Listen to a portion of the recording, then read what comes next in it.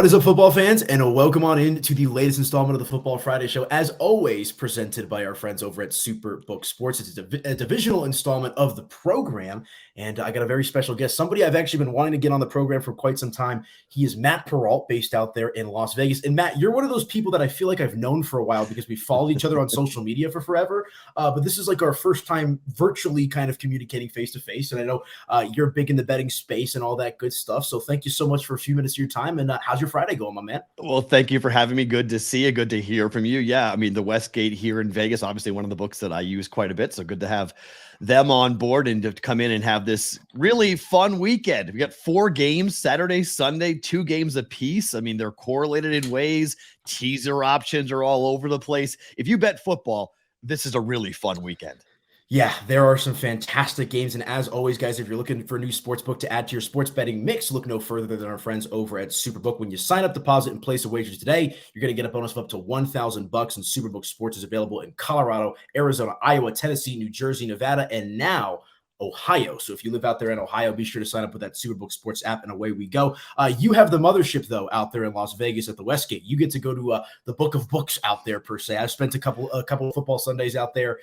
In my opinion, it's really hard to beat the Superbook over at the Westgate in regards to the viewing experience and the totality of it. Oh, it's unbelievable. And if you're thinking about coming to Vegas, it's one of those places that people always come to me and say, like, where should I watch the game? It's always near 1, 2, top of the list of places that you have to go to experience and watch. Obviously, they are really taking bets, which is huge. Yep. And if you understand what I mean by that, when I say really taking bets, this is a book that you walk in, you can see Jay Cornegay, you can see John Murray, you can see the folks that run the book who are in the book walking around. And it's a really cool experience with the book, but also the stadium they've got set up for viewing as well. So if you are a sports bettor, it's definitely a bucket list item. Yeah, it's fantastic. March Madness coming up, Super Bowl coming up as well. So definitely mark the calendars for that. But before we dive into these games, and you alluded to it, some fantastic games. This is your first time on the Football Friday Show. So for people that maybe are new to Matt Perrault, why don't you let them know who you are, what you do, and your background when it comes to sports betting? Yeah, so I've been involved in radio for years. I'm from Boston originally. I graduated UMass in 99. I went into play-by-play for a bit, then talk radio, which took me all over the country. I've hosted shows in Virginia, Alabama, Nebraska, Iowa, New Hampshire, Boston, wow, Houston, and now Nevada. Wow. So I've been all over the country. I'm 45 years old. I've been on this train for a long time, but I've lived in Las Vegas since 2015. And when I came here, I've always been involved in sports betting. I've always had sports betting segments on my shows. And I saw that there was going to be widespread legalization. And I talked to people here in Nevada and in Vegas. People were like, look, this is going to be something. And in 2017, I kind of made the pivot. And I said, hey, I want to be involved in content. I want to be one of the first people to do content. And so I had the first nationally syndicated sports gambling talk show in the country, a show that was called Pushing the Odds. And that transitioned me heavily into the content space. And then I had a chance to go and start an online show called The Bostonian versus the Book with my good friend Dave Sherapan, who, if you guys are on Twitter, you most likely have seen him at SportsBK He's the guy with the hats. Yes. So he wears hats like crazy. So we started this show in December of 2021. And now we're heading into our second year together of doing the show. And it's been just an unbelievable ride. It's really fun. It's live on YouTube and Twitter you guys are Mountain Time. So it's 11 o'clock Mountain Time in Denver for the show. And then it replays on audio and then on Sports Grid TV at night, which will come on at 10 o'clock your time PM in Denver. And so we've just had a ton of fun with it. So at Sports Talk Matt is the way to follow me. I host a daily picks podcast called Just the Picks as well, which is sort of correlated with the Bostonian versus the Book. But if you like sports betting, you like having a good time, the show is pretty fun. Fantastic. No, yeah, I've been following you for a while. And like I said, I feel like we've met each other because of just the constant flow of information across. Well, we have met each other before. I've met you once. I don't think we have. No, I introduced you to Jenna. Are you sure we haven't met? Really? I don't think we've ever met. I know I thought I met you at the Westgate. No? I don't think so. Oh, all right. I don't think so. We're going to change that. Yeah, we're going to change that for sure. But let me ask you one more question before we dive in. Do you have a betting style? Like, I know a lot of people that like to be contrarian, like to bet dogs, favorites, totals. Are there any types of bets or philosophies that you take part in? Yeah, conservative, I would call myself. I'm not loud. I'm not brash. I don't believe in 10-unit plays. I don't believe in I'm going to beat your bookie type of stuff. This is really hard. Mhm. And I believe in honesty. I believe in fairly tracking my bets and telling you when I lose, and I lose quite a bit. I'm trying to get to 54%, and that means I'm going to lose 46% of the time. I have sports that I've been very good at. Like, I'm ridiculously hot in the NHL this season. I have no idea why. It's just one of those things where the numbers are working out well, and I've seen the board really well. I was horrific in baseball, and I mean like awful betting baseball. NBA basketball, if you're betting that, it's so difficult right now to bet the NBA. I don't know how people are stomaching that, but football is fun. But football is really hard. I mean, this is, if you're going into this weekend and you're expecting to, make your mortgage payment by betting on these games, I don't think it's going to happen for you. So I believe my philosophy is this should be fun, entertainment. Let's enjoy it. Let's add some extra spice onto our meal, but be very careful with this because, look, this is really hard. I love that. And I'm a younger guy, and there's so much noise, especially from my demographic, about like lock of the week, lock of the century, 100-unit max play. And I subscribe to the same thoughts as you, is like, I use this as entertainment value. I like to sprinkle, if I could pay for a dinner once a week, I'm feeling good. Buy me a new pair of sneakers. That's all I'm looking for. So I love that. And that's what I love about the Superbook as well, is bet smarter, not harder. And I just think there's so much noise in this betting space as well. But let's dive into these games, my man. And underdogs last week went 4-2 against the spread. I'm actually doing an experiment with Superbook where, outside of my personal picks, I'm just betting every underdog against the spread blindly through the Super Bowl just to see how it shakes out, because I think it's been a year of parity. I mean, and that's the thing. You got Buffalo, you got Kansas City. We'll see what Cincinnati does, Philly and San Francisco. But in my opinion, Matt, this year from week 1 to where we are now has been an absolute roller coaster ride with different teams rising and falling. So that's kind of the philosophy behind that. Well, let me give you some stats that kind of will back you up here. So 11 of the last 13 playoff games since 2011 have been decided by 7 points or less. We clearly have 2 games this weekend with a point spread of above 7. 6 of the last 13 playoff games in this round have been decided by the last play of the game. And 4 of the last 5 road teams in the divisional round have won since 2020. Wow. So if you're looking at dogs, okay, if you're looking at the opportunity to bet and take the points, you would be wise, I think, in this round, in particular for that magic number of 7, to jump on dogs. Yeah, we'll take a look at it. Interestingly enough, the 2 favorites that covered last week, the Dallas Cowboys and San Francisco 49ers, play each other this week. So we'll see how that shakes out. Also, the over 5-1 last week. Should have been 6-0. Should have been. Should have been 6-0.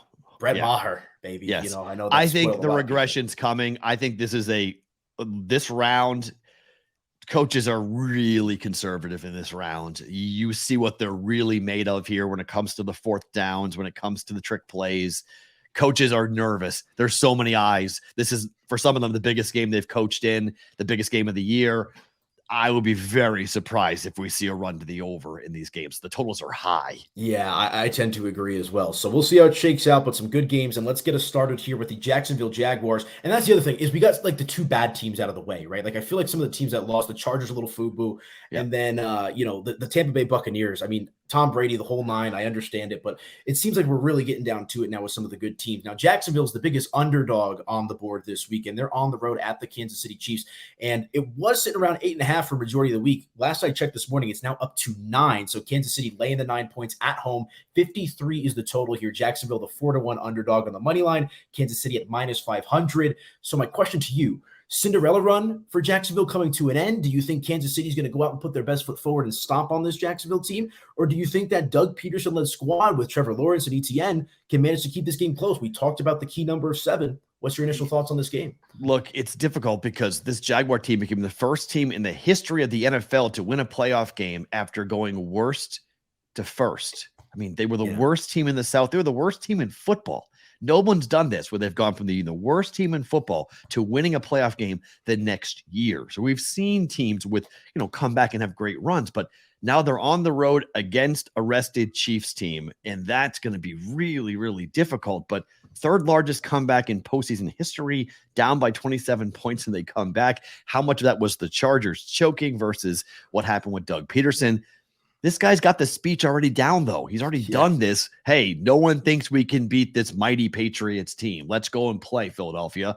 Now you got this. No one thinks we can beat these guys in their place. The difference is on the road versus being at home is so difficult. And I think the number went back to 9 because of the number of teasers coming in on this game and Chiefs. Sense. Okay. So I think you look at 6, a 6-point teaser is generally the thought. At 9, it goes to 3.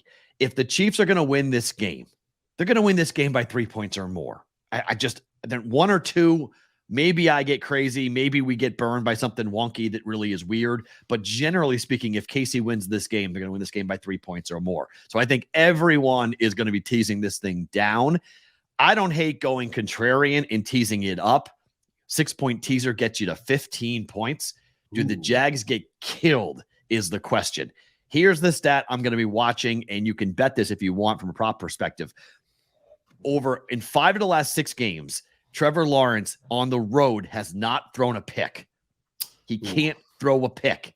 It's plus money on this. If you think he plays well and doesn't throw a pick through 4 in the first half last week at home against the Chargers, if he has rectified that, it's plus 115 at most books for a no bet on interception for Trevor Lawrence.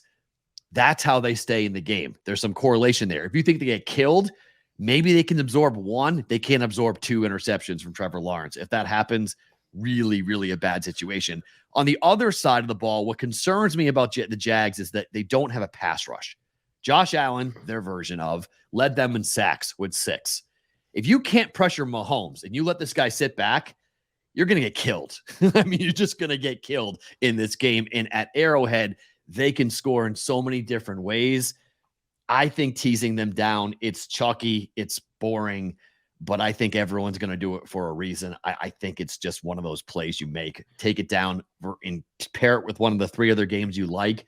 But Chiefs -3 seems too good to pass up. Yeah, I like that as well. And I've seen a lot of people that are teasing the Chiefs down and the Eagles down as well, just taking the 2-1 seeds and playing it that way, obviously coming off the bye. We'll talk about the Eagles here in a moment. But it's an interesting spot. I'm not laying 9 points. I'll come right out and say it. I'm not going to lay 9 points with Kansas City. I like your contrarian teaser a little bit as well, because I like what you were alluding to about close games, conservative style of play in the postseason. And Doug Peterson, for what it's worth, 6-0 against the spread and 5-1 outright as a playoff underdog for his career. So good numbers there. And since 2020, Kansas City 12-18 against the spread as a favorite of at least 7 points. So this has been not their best spot to cover a big spread in that sense. So I think if you're going to play this game, at least from a spread perspective, the teasing down, because the key number of 3, right? You land on 3 and as opposed to the 8.5, pair that with another team on the board. But I hope Jacksonville sticks around. I mean, 1-7-1 ATS over the last 9 home games for the Chiefs. So their numbers are always inflated. This number should be 7. Like, let's be honest. Yeah. This number should be a touchdown. This number going to 9, going to 10, going in, the direction that it's going.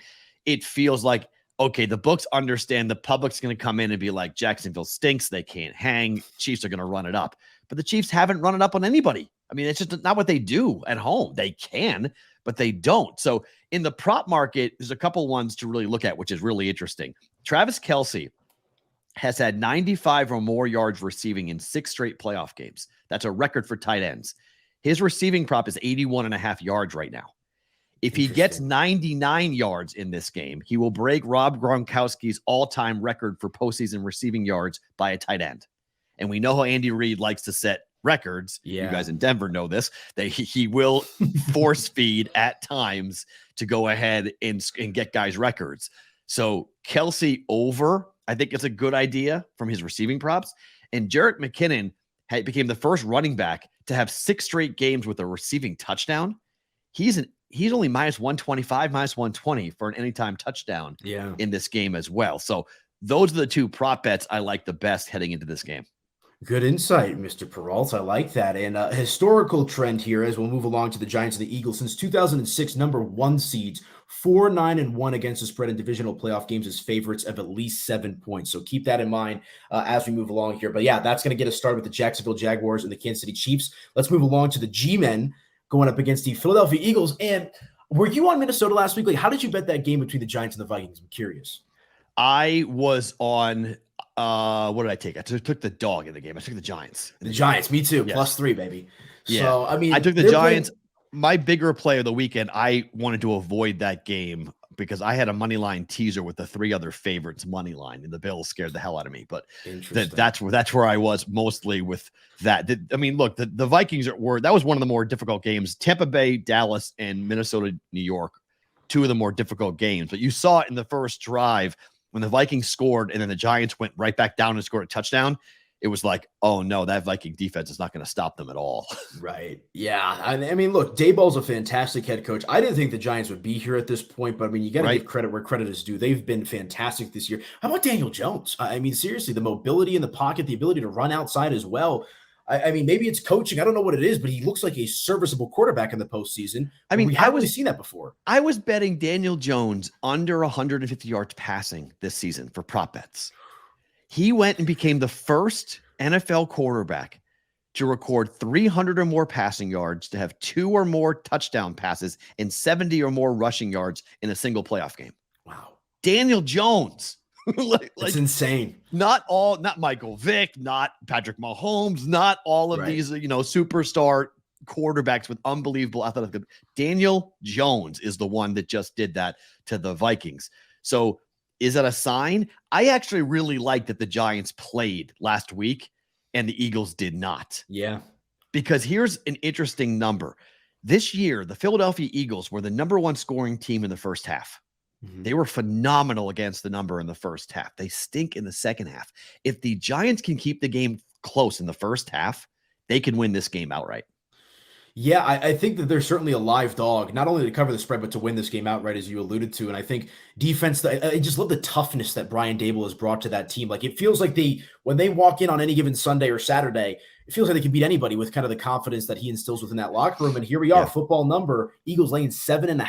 So you're going to get the hook there if you want to bet the Giants plus the 7.5. They're plus 290 on the money line, Eagles minus 350. And the Giants did a great job at covering spreads this year. They're 14-4 ATS for the season. Here's the stat I'm wondering. Can the Giants protect Daniel Jones, and can Daniel Jones run? Because the Eagles became the first team since 1982 with 4 players with 10 or more sacks in a single season. They get after the quarterback. So Daniel Jones might be running for his life, which he's mobile. We know he can move. Can he pick up big yards? So Jones over rushing prop might be something to look at in terms of how they're going to move the football. Saquon Barkley has got to be able to run the ball, because if they make it one-dimensional and the whole game comes down to Daniel Jones throwing the football, that is a recipe for disaster here for the New York Giants. They've got to be able to run the ball. That's a huge key. On the other side, how healthy is Jalen Hurts? That's a big question. We need to know that, because their whole offense is predicated on Jalen Hurts running the ball. Mm-hmm. He's the first quarterback ever with 10 or more rushing touchdowns in back-to-back seasons. He has to score. He is their red zone. He scores in the red zone. He makes that offense so deadly. And if he's not healthy or he can't run, boy, oh boy, it could be difficult for them. Yeah, no, I agree. And I think that's kind of the wild card factor here with them as well. And, back on the Giants train here, we talked about how they're 14-4 against the spread this season. They've only lost against the spread 1 time on the road, though. I mean, they are 8-1 on the road against the spread, which is the mark of, Super Bowl. Good teams win, great teams cover. Yeah. And right now, the Giants are looking like a great team from that perspective. And I think that's what it comes down to, is what you alluded to on Jalen Hurts. Just how healthy is he? Because they go as he does. The question I have with Daniel Jones in this Giants offense as well is you're going against two pretty solid cornerbacks on the outside for Philadelphia. So to your point about Saquon Barkley, you're going to have to pound the trenches, move the ball. But, Philadelphia, I think up front, there's some vulnerability there potentially. I think that this is an interesting spot for the Giants. I mean, like I said, I'm not into laying big spreads in the playoffs, especially with these conservative play styles, total of 48. So right there in the middle. My initial lean here, if I'm going against the spread, I'm going to take the Giants plus the 7.5. Yeah, and I think you could tease it too. I mean, I think you could 6-point teaser get you to 13.5 if you want to do a Jaguars and Giants teaser. I like that. I don't hate it at all. I mean, you're giving points. We talked about the stat earlier about how tight these games normally are. These games tend to be lower scoring. So if we get games, if the unders are prevailing, having 13, 14, 15 points in your back pocket, it's not bad. I like points. I've always liked points. I like points. I like teasers. I think moving the number this week, everyone's going to go the other way. Everyone's going to move this down. They're going to take the Eagles point spread down. They're going to take the Chiefs point spread down. If you want to go a bit contrarian, which I do tend to like, and it covers you if you get an upset in one of these 2 games. If you give them more points, it covers the Giants beating the Eagles, because if you have a Chiefs-Eagles teaser and the Eagles get beat, all of a sudden you're like, man alive, you're out, that bet loses. Right. Well, you tease the Giants up, you would be live. Yeah, no, we'll see how it shakes out. And honestly, not knowing Hurts and the Giants maybe playing a little more of a conservative style, I think I'd lean towards the under here as well at 48. And I believe it was sitting at 49 for a majority of the week. And I believe there's some inclement weather potentially in play here in Philadelphia. So I would lean with the points, lean with the under. And that's kind of how I'm feeling about it. So. If it's bad weather, it's great for the Giants. Mm-hmm. You want to play cold, rainy, windy, nasty football in January. That plays towards Barkley and Jones. Yeah, no, I completely agree. So I'm fascinated with this matchup, Giants and Eagles NFC East matchup. All right, let's move along here to the Sunday slate.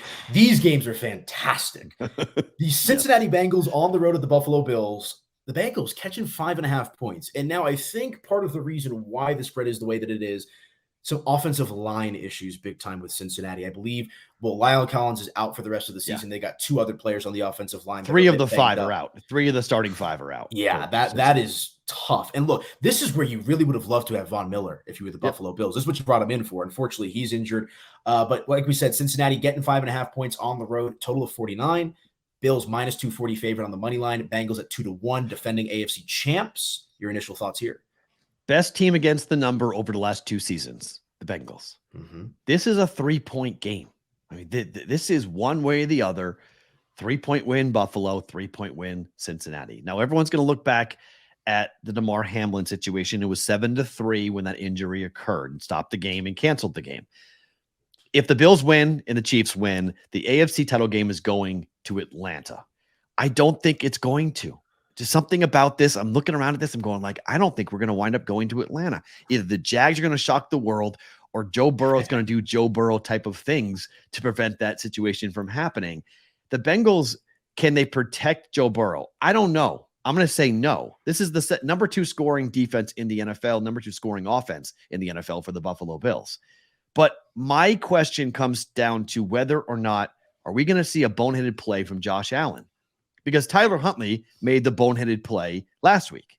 Should they have lost the game? Yeah, probably. Right. But he was supposed to go underneath the line. He went above the line, and Huntley got smacked. The ball came loose, and we had a 98-yard touchdown return for Sam Hubbard, which was the longest go-ahead touchdown in the 4th quarter in postseason history. We've never seen that before, and it happened. Is Josh Allen going to throw that pick, that moment, that one throw where you're like, oh no, he actually just did that? Yeah, that's a great point.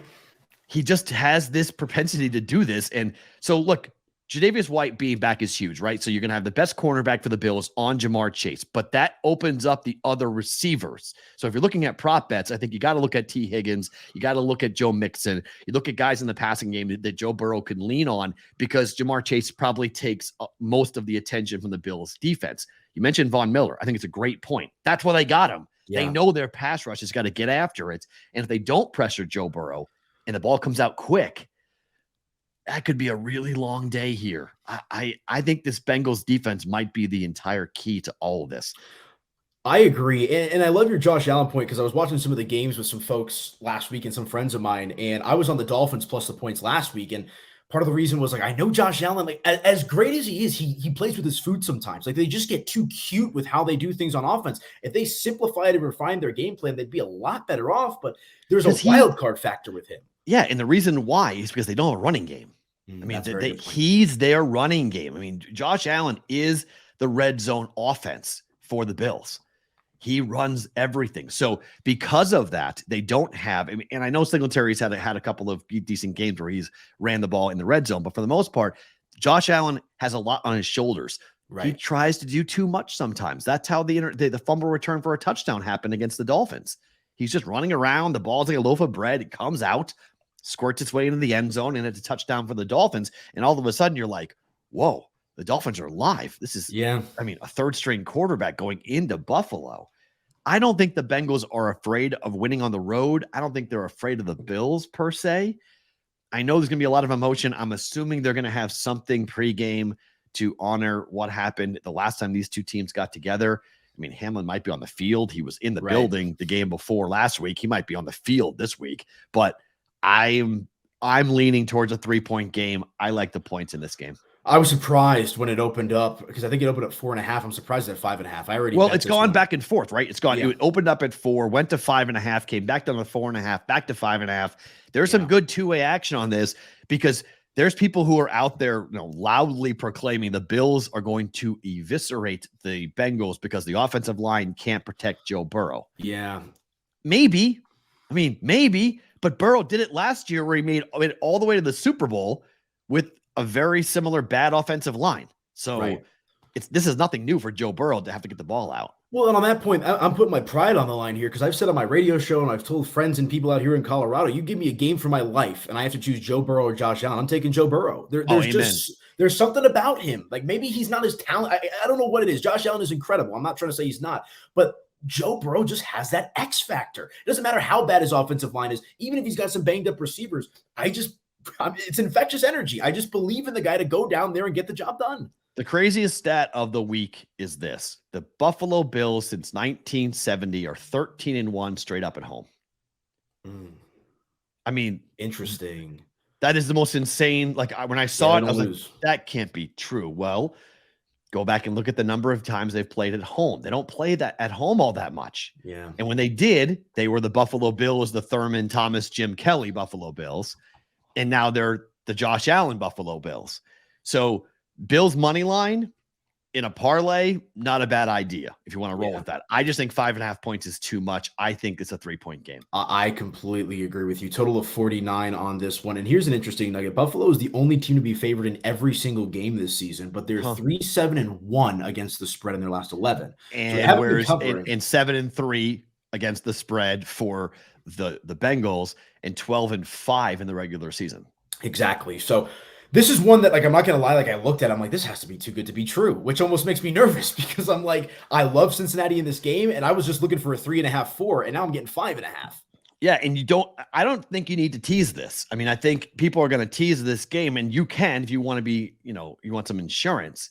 12.5 points. If you want to go ahead and tease that, that's fine. That's over 10. So you cross 7, you cross 10, two key numbers. You're not getting to 14. But I'm not sure you need to tie this to anything. You can just, I think, take the 5.5 points and just hope for a really good game because the Bengals could win the game outright. They absolutely can win the game. Bengals have covered 8 straight games as an underdog as well. So this is where the dogs like to bark for Mr. Joe Burrow. 9 straight wins for Cincy, 8 straight wins for the Bills. Something's got to give, obviously. Exactly. So we'll see how it shakes out. Now, this game, the next one to round us out, is going to be fascinating, in my opinion. The Cinderella story, Brock Purdy and the 49ers at home laying 4 points over a field goal. Key number there as well. Going up against a Dallas Cowboys team that is playing once again on the road. Played pretty well last week. Probably the best performance of any team in the postseason last week against the Tampa Bay Buccaneers. And I know that Tampa Bay stinks, but I didn't expect Dallas to go out there and flex in the manner in which they did. That defense was running around with like their head was cut off in certain aspects. I don't know how to feel about this one, man. I feel like the Cinderella ride is going to eventually come to an end for Brock Purdy. He's been fantastic, but Shanahan's a wizard with the offensive play calling. 49ers laying 4 points, 46.5 the total in San Francisco, a classic NFC rivalry renewed once again for the second year in the postseason. If you can get to 3.5, if you want to pay to get down to 3, that's the number, but I'm not sure you need it.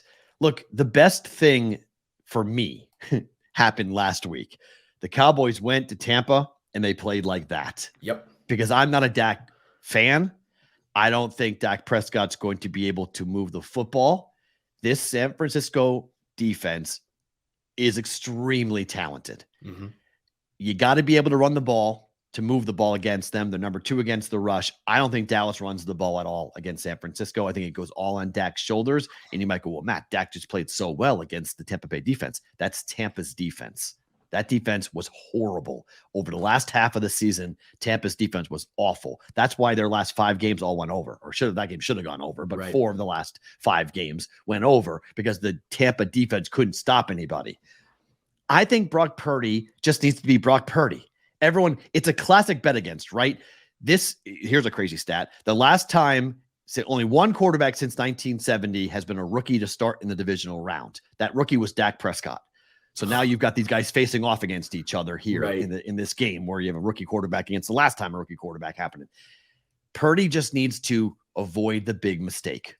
Don't throw the ball late in a double coverage. Don't throw the ball up for grabs. Give the ball to Debo, to McCaffrey, and to Kittle. Ayuk, if you have a shot, go ahead and take it. I think he can handle it. I really do. The pass rush for Dallas is gigantic, but they're 22nd against the run. I think McCaffrey and Deebo Samuel have a day. I think it's a lot of Brock Purdy handing the ball off, big plays in the run game. I think it's a win and a cover. This is my favorite play of the weekend is San Fran minus 3.5. I am so split on this one. I really am, because I'm not high on Dak either. I think, he plays up and down sometimes, but I have to say, I haven't seen him play like he did against Tampa before. That's the best I think I've seen Dak Prescott, really. And now I'm in the moment, yeah. In the moment, right? But it's a big moment on the road. Tom Yep. Brady, like there was pressure. I know plenty of people that were fading the Cowboys in that matchup. Yep. And the one thing that I know about this Cowboys team as somebody who's watched them very, very closely for my entire life is, especially this season, they have this ability that when they want to play very well, they can. And Are you a Cowboy fan? Unfortunately, I am. I don't like. Okay, so your blue and silver glasses might be skewing you a little bit here. But here's the Dallas thing: Cowboys. I'm betting against them. I bet against them last week. I'm going to probably bet against them this week. But that's also because I have some weird inner. No, it's a smart way of doing it. I mean, it's to give. I either win emotionally or I win money. That's the betting style of the play-by-play voice of the UFC, John Anik, a friend of mine, who I coined this the John Anik style of betting. He bets against the Patriots every playoff game, Bruins Celtics every playoff game. Love that, because you win anyway. Now you can obviously you're losing money, but you're investing in your team winning. So bet against your team. If your team wins, who cares about the money? Your team just won. So you're feeling great either way. From an X's and O's perspective, this is San Francisco's game to lose without a doubt. And if I'm looking at it from both sides here, I just wonder, because I know what Dallas can be. I'm not expecting them to come out. I wonder if there's a little bit of the revenge factor. Mike McCarthy had his guys playing well last week. Look, I'm leaning San Francisco here. I think the 49ers are going to win the game, but I think there's like a little bit of that correlation or that magic that you can't really put into statistics that might factor into this one a little bit. I know that's awful for handicapping and awful for betting, and maybe that's my bias, but I am curious, because if Dallas can't win here and if Dallas gets bounced in the playoffs, they might blow up this core. Seriously, because Dak Prescott's been there for 7 years. There's no more excuses with this team. Mike McCarthy's been to a Super Bowl, plenty of experience. Dan Quinn's going to go be a head coach elsewhere. So now that there's desperation on the Cowboys side, but more so if they don't do it this year, they're going to probably have to go into the offseason and reinvent the wheel. And so I think that's a factor to keep in mind here, but I do like San Francisco in the game. Look, I was told over the summer that if Mike McCarthy doesn't win the Super Bowl or play for it, he's going to be out. Mm-hmm. The person replacing him is going to be Sean Payton. I agree. So that's not rumor. That's people who have told me that this is in the works. It's been in the works for a while. It's been looked at, and now Peyton is kicking the tires on all these different teams, and he hasn't taken a job yet. The reason is he's waiting to watch for this game. And I do agree with you. I think Mike McCarthy is out if Mike McCarthy loses this game. I think Mike McCarthy is going to lose this game. I know the receiving. Everyone's talking about the receivers, and I understand that, okay? But you're talking about Nick Bosa. You're talking about this defensive line. This dude led the NFL in sacks, and here's where you make your money. This is why you are on this team. This is what your goal is to blow apart this Dallas offensive line and to get after Dak Prescott. You make Dak run. You make Dak become flustered. He throws the ball late. He makes mistakes. I mean, he ended the year throwing a pick in 7 straight games? Yep. A couple of those games, he had 2 picks in those games. I think Dak goes back to that version of Dak, not what we saw against Tampa Bay, which is almost like a scrimmage, given how little pressure that Tampa Bay was getting. It wouldn't surprise me whatsoever. And honestly, my fandom aside, this is, to me, the 2 games on Sunday have so much intrigue, right? The games on Saturday are good: Jacksonville, Kansas City, Giants, and the Eagles. But I love the Bengals. I'm curious what they could do with Joe Burrow. But revenge spot for Dallas potentially. I mean, and that's just such an awesome rivalry. And to get that now for a second consecutive year in a row after how last year's game ended.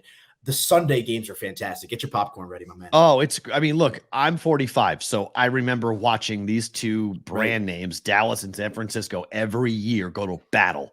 And it was old Candlestick Park, and watching the weather come in, and watching Montana, and watching Aikman, and watching just these offenses with such incredible players, Hall of Fame talent, Hall of Fame coaches. This is the Sunday games. Clear your schedule off. If you got to do stuff, make it sure it's happening on Saturday. Get in front of your TV set for 6-7 hours and watch these games. I'm with you. And be sure to download that Superbook Sports app to get your bets in along the way. My man, want to thank you so much. I always like to, with my guests, any closing thoughts, words of wisdom you want to leave the listener with before we get on out of here? Be safe, be careful, and don't be dumb. I mean, seriously, in-game betting is your friend. I am different when it comes to in-game betting. I use it as a defensive mechanism, not offense. I use in-game betting to get myself out of bad bets. So if you have a side or a total and you know right away in the first quarter, I'm in trouble, I tend to try to get out of it and try to get myself to be even on the way out. Have fun with it. Enjoy it. Sprinkle on a bunch of long shots, types of bets, some prop bets you might never think they were going to hit might actually hit. So enjoy it, but be safe. Absolutely. Good stuff, my man. Well, thank you so much for a few minutes. And as always, guys, be sure to get those bets in with Superbook Sports. Tune in next week to see how the bets shake out. We'll have a championship edition of the Football Friday show when we come back next week. All right, that's going to do it for us. For Matt Perrault, I'm Aniello, Piro in Colorado. Signing off. Enjoy the games this weekend and happy betting.